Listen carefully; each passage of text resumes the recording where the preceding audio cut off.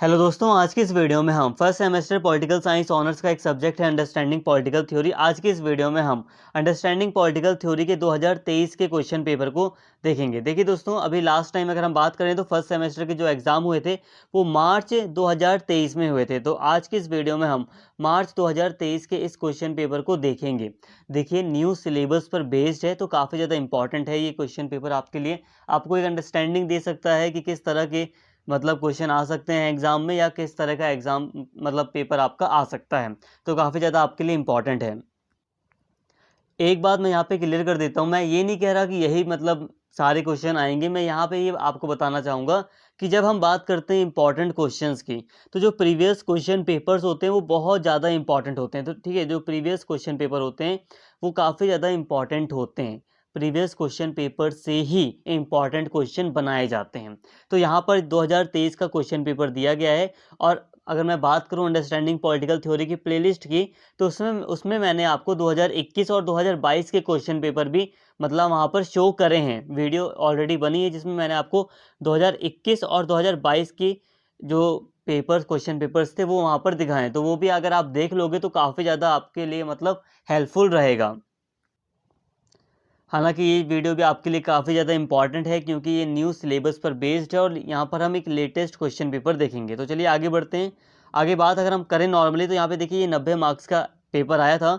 अब यहाँ पर अगर हम बात करें तो इसमें आपको 5 क्वेश्चन करने थे इस क्वेश्चन पेपर पर। 2023 का ही मार्च 2023 का क्वेश्चन पेपर है जिसमें आपको 5 क्वेश्चन करने थे। अब एक बार जब आप एग्ज़ाम में बैठेंगे, देखिए दोस्तों, फर्स्ट सेमेस्टर वाले से मेरी रिक्वेस्ट है यहाँ पर, जब आप एग्ज़ाम में बैठेंगे तब भी आप इंस्ट्रक्शन को रीड कर लेना। ठीक है, अभी आपके लिए थोड़ा नया है ना, तो एक बार आप इंस्ट्रक्शंस को रीड कर लेंगे तो काफ़ी ज़्यादा हेल्पफुल रहेगा। क्यों? क्योंकि देखिए कई सारे बदलाव हो रहे हैं। कई बार यहाँ वैसे तो यहाँ पे 5 ही क्वेश्चन लिखा आएगा आपके एग्ज़ाम में, लेकिन हो सकता है आपको 4 क्वेश्चन दिए जा सकते हैं, 5 क्वेश्चन दिए जा सकते हैं। तो एक बार अगर आप पढ़ लोगे तो ज़्यादा अच्छा रहेगा आपके लिए। ठीक है, एक बार मार्क्स देख लेना। बाकी यहाँ पे मेन चीज़ आप देख लेना, कितने आपको क्वेश्चन करने हैं, कितना टाइम आपको दिया है, एक बार इसको आप ज़रूर देखना। अब बिना टाइम इधर उधर गवाए यहाँ पे हम डायरेक्टली बात कर लेते हैं क्वेश्चंस की। तो जल्दी जल्दी बस क्वेश्चंस की बात की जाएगी। यहाँ पे है कि क्वेश्चन है कि क्या आप मानते हैं कि राजनीति की समझ के लिए शक्ति का अध्ययन केंद्रीय विषय है? कारण बताइए। तो जो राजनीति का, मैंने राजनीति से संबंधित जो भी चीज़ें आपको पढ़ाई हैं, आप अगर आपने वो वीडियो देख रखी है तो आप ये क्वेश्चन काफ़ी अच्छे से कर पाओगे। ठीक है, राजनीति क्या है, ठीक है, राजनीति अलग अलग दृष्टिकोण भी आपको मैंने पढ़ा रखे हैं। अब तक के समाज का इतिहास वर्ग संघर्ष का इतिहास रहा है। तो ये मार्क्सवाद से संबंधित है। तो यहाँ पे मार्क्सवाद का जो विचार है वो आपको लिखना पड़ेगा कि वो किस तरह से वर्ग संघर्ष की बात करते हैं। मार्क्सवाद जो विचार है उसमें बोला गया है कि वर्ग संघर्ष है। ठीक है, मतलब शुरू से ही अलग अलग वर्ग रहे हैं समाज में जिनके बीच में संघर्ष होता रहा है। इसके साथ ही मानकीय राजनीतिक सिद्धांत का आलोचनात्मक मूल्यांकन कीजिए। एक चीज़ मैं आपको एक्सप्लेन कर देता हूँ, फर्स्ट सेमेस्टर में हूँ अभी, अब तो थोड़ा सा हेल्पफुल रहेगा आपके लिए। यहाँ पे लिखा है आलोचनात्मक, तो बहुत सारे बच्चे कंफ्यूज हो जाते हैं कि भाई ये आलोचनात्मक क्या है। तो सिंपल सी बात है, आपको मेनली फोकस यहाँ पर करना है। ठीक है, आलोचनात्मक मूल्यांकन का मतलब है कि आपको इस टॉपिक के बारे में जो भी कुछ मतलब आपने पढ़ रखा है वो सारा आपको लिखना है। सारा मतलब जितने पेजेस आपने पहले से तय किए हैं आप उतना लिखने का प्रयास करें, लेकिन जो भी सारी बातें आपको सिलेबस के अकॉर्डिंग पढ़ाई गई हैं वो सारी आपको लिखनी है। आलोचनात्मक का मतलब ये नहीं है कि सिर्फ आप आलोचना कर देंगे। ठीक है, आलोचनात्मक का मतलब आलोचना नहीं है। ठीक है, आलोचनात्मक का मतलब आलोचना नहीं होता, इसका मतलब होता है लगभग आप विस्तार पूर्वक सारी बातें बताइए, सही गलत जो भी कुछ हैं वो सब। इसके साथ ही यहाँ पे फोर्थ क्वेश्चन है, उदारवाद के मूल तत्वों का आलोचनात्मक परीक्षण कीजिए। ठीक है, मतलब यहाँ पे आपको उदारवाद की बात करनी है। ठीक है, उदारवाद के बारे में बताना है कि उदारवाद की विचारधारा कैसी है। तो क्वेश्चन को तो अपने लिए इजी कर लिया करो। ठीक है, यहाँ पे मूल तत्व का मतलब क्या है कि उदारवाद में क्या क्या मेन मेन चीज़ें हैं। ठीक है, मेन मेन चीज़ें तो हैं लेकिन आप विस्तार पूर्वक बताओगे काफ़ी अच्छे से। ठीक है, इसके अलावा अराजकतावाद के मुख्य तत्व क्या हैं, क्या यह 21वीं सदी में प्रासंगिक है, सविस्तार वर्णन कीजिए। तो देखिए, पहले आप यहाँ पे अराजकतावाद के बारे में कई सारी चीज़ें बता दोगे, इसके साथ ही आप थोड़ा सा अपने हिसाब से भी यहाँ पे बनाकर लिख सकते हो कि किस तरह से ये मतलब आज के टाइम पर प्रासंगिक है या नहीं है। तो इस तरह से कुछ आप ऐड कर सकते हो। इसके साथ ही यहाँ पे क्वेश्चन है कि निजी ही राजनीतिक है, मतलब पर्सनल इज पॉलिटिक्स, नारीवादी राजनीतिक सिद्धांत के आलोक में इस कथन की व्याख्या कीजिए। इसके अलावा सातवां क्वेश्चन है अनुदारवाद के बौद्धिक विकास पर निबंध लिखिए। देखिए दोस्तों, अनुदारवाद, जब मैंने मतलब लास्ट टाइम एक 2022 के क्वेश्चन पेपर का रिव्यू किया था, तो तब भी अनुदारवाद लिखा हुआ आया था एक शब्द। तो मतलब जो मार्च 2023 में बच्चे एग्जाम दे रहे थे, तो उनको मैंने इसका मतलब समझाया था और आपको भी समझा देता हूँ, और ये आया है और हो सकता है आपके एग्जाम में भी आ जाए। अनुदारवाद का मतलब होता है रूढ़िवाद, याद रखना। अनुदारवाद को हम रूढ़िवाद भी कहते हैं। नॉर्मली आप जब पढ़ेंगे ना, तो रूढ़िवाद करके ही आपको पढ़ाया जाएगा, लेकिन एग्जाम में देखिए हिंदी में अनुदारवाद लिख दिया गया है, तो आप कंफ्यूज मत होना। यहाँ पे आपको रूढ़िवाद से संबंधित सारी बातें लिखनी है, कंफ्यूज नहीं होना है। इसके लिए इंग्लिश के वर्ड पर भी ध्यान देना। कंजर्वेटिज्म लिखा है ना, तो कंजर्वेटिज्म, रूढ़िवाद, अनुदारवाद ये एक ही हैं, ठीक है।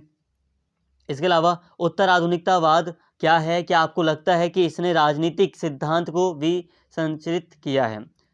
इसके अलावा यहाँ पे क्वेश्चन है, राज्य के प्रति राजनीति बाध्यता के विचार पर निबंध लिखिए।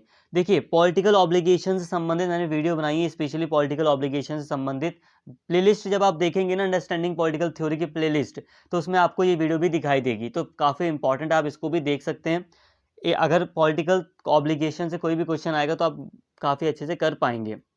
इसके साथ ही यहाँ पे जो 10वां क्वेश्चन है, तो इसमें आपको 4 ऑप्शन दिए जाते हैं, नॉर्मली 2 चूज़ करना होता है आपको। यहाँ पे पढ़ लेना आप एक बार, बाकी किन्हीं 2 पर संक्षिप्त टिप्पणी करनी है, मतलब 2 पर आपको आंसर यहाँ पर लिखना है। तो 4 में से 2 पर आपको लिखना है। ऐसा नहीं कि आप एक एक पेज भर देंगे हो जाएगा, ऐसा नहीं। जैसे कि मान लो आप जो ये बड़े वाले क्वेश्चन होते हैं, इनके लिए ज़्यादा जितना लिखते हैं ना, इनके लिए मान लो आप, हो सकता है कोई बच्चा इनके लिए 5 पेज लिख रहा है, कोई 6 पेज लिख रहा है, तो उसी हिसाब से यहाँ पे 2.5 पेज, 3 पेज ऐसे का आप कर सकते हो। हालांकि 5 क्वेश्चन करने हैं तो टाइम भी कम है, 3 ही घंटे में 5 क्वेश्चन करने हैं, तो उस हिसाब से आप अपने पेजेस मैनेज कर सकते हैं। बस मैं यहाँ पे एक अंदाज़ा दे रहा हूँ कि इसमें ऐसा नहीं कि आप एक एक पेज लिखोगे, 2 पेज, 2.5 पेज, 3 पेज, मतलब जितना ही। अगर आप मान लो ये क्वेश्चन 9 है, जैसे कि पूरा एक बड़ा क्वेश्चन है सिंपल, अगर मान लो आप इसके लिए 5 पेज लिख रहे हो, कोई बच्चा हो सकता है जिसकी स्पीड बहुत अच्छी है तो वो 6 पेज लिख रहा है मान लो, तो जो 6 पेज लिख रहा है अपना आंसर 6 पेज का, तो वो जब 10वां क्वेश्चन करेगा, तो वो इनके 3-3, 2.5-2.5, 3 पेज लिखने का प्रयास करेगा, कि एक टॉपिक पर 3 पेज, एक टॉपिक पर 3 या 2.5 पेज। इसके अलावा मान लो कोई 5 लिख रहा है तो 2.5-2.5 पेज आप कर सकते हो, ठीक है। बाकी वो आपके ऊपर, आप पेज वगैरह आपने पहले से डिसाइड कर लेना कि कितने पेज आप लिखने का प्रयास करेंगे एग्जाम में, कैसे आपकी स्पीड है उस हिसाब से। बाकी बस मुझे यहाँ पे आपको समझाना था। जैसे कि यहाँ पे आप देख सकते हैं, अनुभव मूलक राजनीतिक सिद्धांत, आप इस पर लिख सकते हैं। राजनीतिक सिद्धांत की प्रासंगिकता क्या है, इस पर लिख सकते हैं। व्यक्तिवाद पर लिख सकते हैं। जेंडरवाद विवाद क्या है, इस पर आप लिख सकते हैं। यहाँ पे एक बात और ऐड करूँगा मैं दोस्तों, यहाँ पर सिंपल सी बात है। देखिए, यहाँ पे आपको 10 क्वेश्चन दिए गए हैं, 10 में से आपको 5 करने हैं।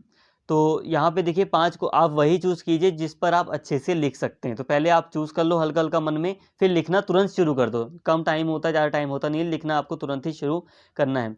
वैसे क्वेश्चन आपको लगेगा 1-2 क्वेश्चन काफ़ी टफ लगेंगे। जैसे कि यहाँ पे देखिए, टफ की अगर मैं बात करूँ तो हो सकता है आपको ये वाला क्वेश्चन काफ़ी टफ लगे। जैसे कि ये जो 6th क्वेश्चन है वो काफ़ी टफ लगेगा आपको। तो ऐसा लगेगा कि हो सकता है 2-4 क्वेश्चन आपको टफ लगें, लेकिन फिर भी इतने क्वेश्चन रहेंगे कि आप कर पाएंगे। जैसे कि मान लो 10 है, 10 क्वेश्चन है टोटल, तो 10 क्वेश्चन में से मान लो 3 क्वेश्चन आपको काफ़ी ज़्यादा हार्ड लग रहे हैं। अब 3 में से 7 तो क्वेश्चन ऐसे हैं ना जो ईजी लग रहे हैं। अब 7 में से भी आपको 5 ही ढूंढने हैं जिस पर आप अच्छे से लिख सकते हो, तो आपको 5 ही करने हैं, ठीक है। तो मतलब ये है कि आपके पास काफ़ी ऑप्शन रहेगा, आप अच्छे से उन क्वेश्चन को चूज़ कर सकते हैं जो आपके लिए ईजी रहें।